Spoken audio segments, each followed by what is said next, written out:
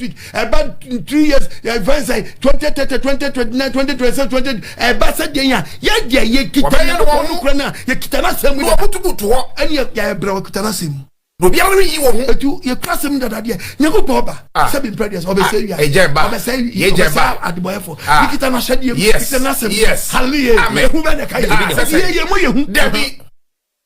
one on 25 December we friends say why here upon na nipa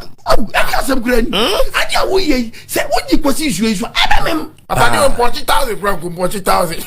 so you Okoh tutu o se ni pass 7 million e be ko ba cha ni menche say nyamo hwe video so ba cha say MC as wa mention nipa do e ko mu o ba very pass 7 million 40,000 franc go asemo efficient for ajabi o say am say MC afọ se waka MC ye ejuma me teacher ni ti pay ni kakra ba na me akotowe enwa ye didimu na ye bedu se ba na me ka che o say ye si 10 akano ye si 10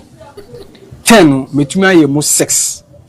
metumi aye mo 6 aka 4 ekoso 6 no 4 e was central ha say central and 2 e was takrade ti wa hwa ejuma no ekoso yi papa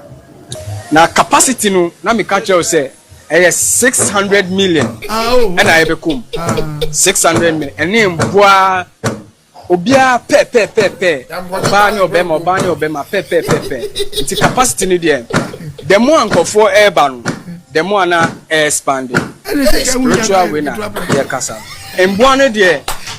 dosu ya mi hu ye kra eba na me catch you say the more nipa erem no the more na expand everyone there nyame ankasa na eni omobeba I don't have control over the animals me ni control over animals na nipa no ana me ma catch you say the nya ni say gidi